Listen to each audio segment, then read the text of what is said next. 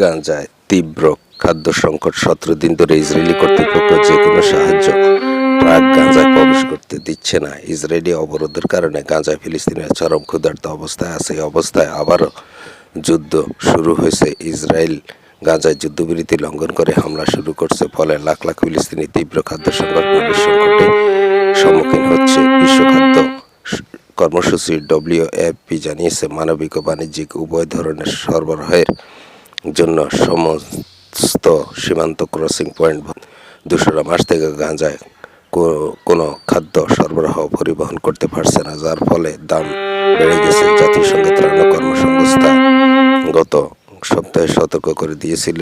UNW এর প্রধান Philip লাজারিনি বলেছেন, গাজায় পরিস্থিতি খুব দ্রুত অবনতি হচ্ছে।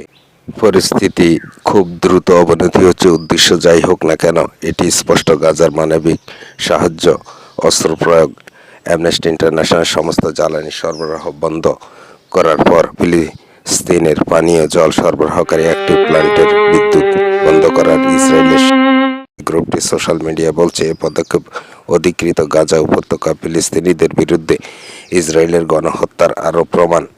এদিকে গাজার স্বাস্থ্য মন্ত্রণালয় এবং উপত্যকার সমস্ত হাসপাতাল ফিলিস্তিনিদের রক্তদানের জন্য আহ্বান জানাচ্ছে। এর কারণ হলো আহতদের বেশি সংখ্যক এবং রক্ত সরবরাহে তীব্র ঘাটতি রয়েছে। আহতদের চিকিৎসার জন্য প্রয়োজনীয় মৌলিক চিকিৎসার সরঞ্জাম যেমন গজ এবং ব্যথানাশক স্বাস্থ্যসেবা প্রতিষ্ঠানগুলোতে ঘাটতি রয়েছে। 17 দিন ধরে ইসরায়েলি কর্তৃপক্ষ যে কোনো সাহায্য ট্রাক গাজায় প্রবেশ করতে দিচ্ছে না। চিকিৎসকরা বলেছিল, এটি বড় চ্যালেঞ্জ। এছাড়া জ্বালানির ঘাটতি রয়েছে, যা সমস্ত চিকিৎসা সুবিধা ধ্বংসের ঝুঁকিতে ফেলছে। স্বাস্থ্য কর্তৃপক্ষ আন্তর্জাতিক সম্প্রদায়ের প্রতি আহ্বান জানাচ্ছে, তারা ইসরায়েলি পক্ষকে এই সরবরাহগুলোকে উপত্যকায় প্রবেশ করতে দেওয়ার চাপ দিন। ফিলিস্তিনের গাজার বিভিন্ন স্থানে নতুন করে ভয়াবহ বিমান হামলা চালিয়ে যাচ্ছে দখলদার ইসরায়েল।